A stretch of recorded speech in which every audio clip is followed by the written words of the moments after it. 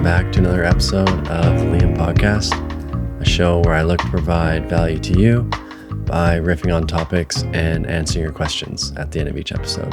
In today's episode, I'm going to try and tackle the question of whether or not I think YouTube is good for snowboarding. Now, I'm of course very biased. I am on YouTube. I'm a quote unquote YouTuber. And just like a surgeon is going to recommend surgery, a YouTuber is going to recommend YouTube. So I'm here to flat out say I think YouTube is good for snowboarding, but there's a lot of reasons why I think that, and I'm going to do my best to explain it here to you. So I guess we should start off with what brought me to YouTube and what makes me so excited about YouTube's future in snowboarding. But before I do that, I've got to give you a backstory on what the traditional methods of becoming a professional snowboarder are. And even before I get to that, I should define what a professional snowboarder does. And at the ground floor of it all, professional snowboarders are there to sell products. That's why they get paid. Brands bring them on to bring exposure to products in hopes that they will sell more of said products. That may sound somewhat soul-crushing, but it's not. It's just the reality of how the sort of machine works. And that may be the bare bones of it, but they also do a lot of other things like giving back to the snowboard community and helping grow the sport. There's a lot of good things that come out of that. But at the bare bones of it all, the reason someone is paid as a professional snowboarder is to sell products. And to sell products, you need exposure. So the two traditional ways that you would do that was through either video parts or through contests. And it's worked pretty well throughout the years. If you're a successful contest rider, you're getting a lot of eyes on those products through, TV, whatever, podiums, everything like that.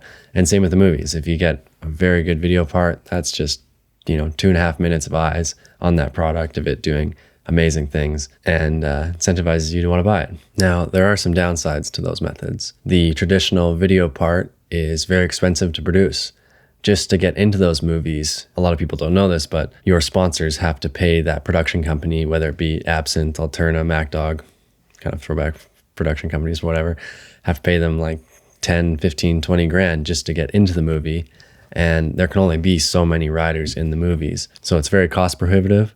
And then you can only fit so many people into a movie. So only X amount of people can get shine for that year, essentially. And then if you look at the contest world, in snowboarding, we don't have a very good, consistent contest circuit, and it's really hard to watch those contests. X Game is on ESPN, Dew Tour is on whatever, Sportsnet. The World Cup, you can't even find it because it's on some random Euro live stream. It's pretty brutal. That's one of snowboarding's biggest struggles, in my opinion. So now what does YouTube offer over the traditional methods? Well, I believe it reduces the barrier of entry as well as broadens the ability for people to live the life as a snowboarder. So to break that down, YouTube is essentially permissionless. I don't have to ask anyone to make these videos. I make them when I want, I upload them when I want, and I have full creative control over what the topics and content matter may be.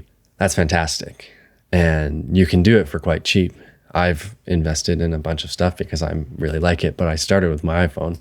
And this reduced barrier of entry broadens the access for snowboarders to have a go at the, quote unquote professional lifestyle. And you can see that through how many snowboarders on the platform who aren't professional ability snowboarders, professional grade snowboarders. They're not as talented as a traditional professional snowboarder. But what they have done really well is they've learned how to provide value to the audiences and make captivating, entertaining videos. And they can build this community within them, find their niche, and have a really good and mutually beneficial relationship with a bunch of other snowboarders.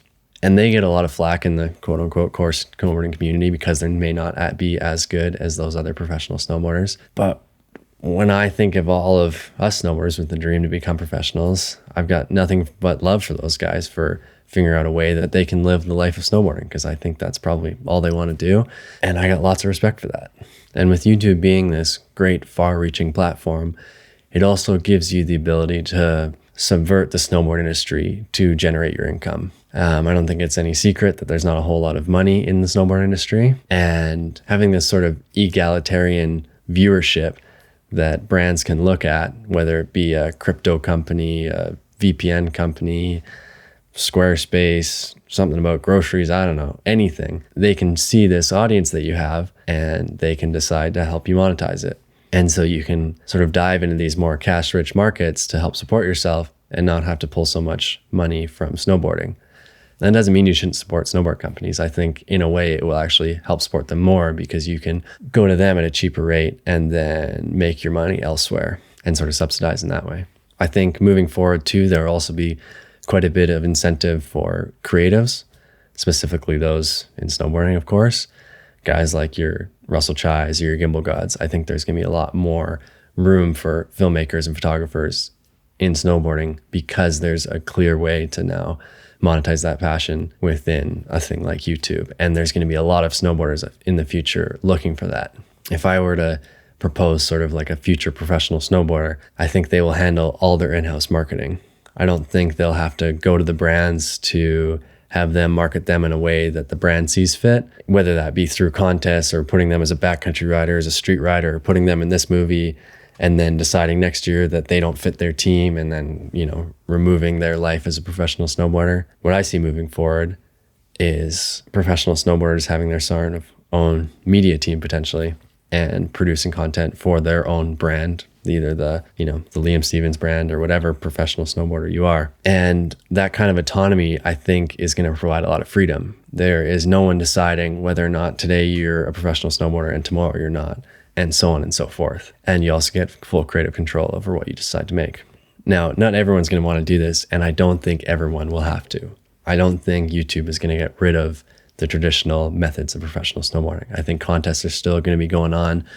I hope they find a good, consistent contest circuit, maybe natural selection. That seems like it's going to be pretty cool, but slopestyle will have to find something too. But anyways, and I think video parts are here to stay. I think people are worried that all we're just going to have is vloggers coming out, and I don't think that's the way it's going to go. I think there's always going to be that video parts, contests, it's all going to thrive. I think YouTube might just be another piece to the puzzle of keeping the snowboard industry strong.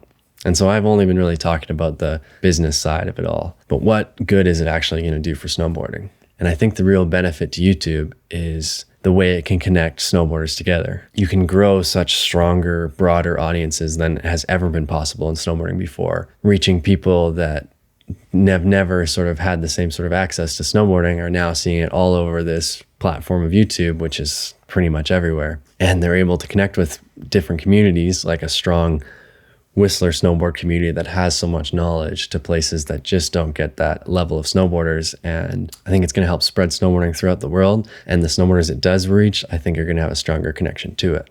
And I also think it provides room for everyone. I don't find that there's enough snowboard content on the internet, especially stuff that I really identify with. So I think it's going to be a very long time before I'm tapped out of good snowboard content. So I look forward to having tons more people. I don't think there is this competition of, if this guy succeeds, then it brings this guy down. I think we can all succeed together and all grow the sport to be this fantastic thing. And I see YouTube being sort of at the forefront of it.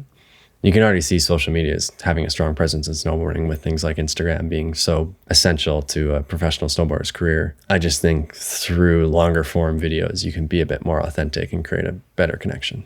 Now, there is, of course, some cons. I do have a lot of respect for the snowboard creators on YouTube, but due to their lack of experience, I think that they provide some incorrect advice a lot of the time in regards to tricks. And that's really no flack on them. I'm sure they've been taught how to do it like that. And I think making those videos is very tough in the first place. I've tried my hand at them, and it is hard to get good, accurate information across to the viewer. And I hope that will be changed by more capable snowboarders getting into the YouTube world and sharing their techniques on how to do tricks the right way. But like I said, I think those guys just want to help their audiences and see the value in doing the how-tos. So it's kind of no flack on them. I think they just don't know how to do the tricks as well as some professional snowboarders. But they're also more relatable too. Seeing some guy who's actually working on the same tricks as you, it's more exciting. And as the rotations grow in contests, I think people moan and groan more and more and more about snowboarding not being relatable. I think that just brings more opportunity for snowboarders who may not have that level of contest prowess, but will still have a space in snowboarding because they can build something unique to them and help people along the way. So that's pretty much it. I just think YouTube is this great permissionless platform that has the ability to broaden snowboarding's reach and strengthen its community. And I really look forward to the future of it all. Now, I'd like to know what you think, whether it is that YouTube is good for snowboarding or it's bad for snowboarding. I'm just curious to see what everyone's perspective is. So if you have one, please leave it in the YouTube comment section or on Spotify in the episode description. There is also a Q&A section there. And I look forward to reading them. We don't have any other questions this week, so I'm going to wrap this one up. I'd like to thank you all for tuning in. If you've enjoyed your time here, please consider subscribing, and I'll see you in the next one.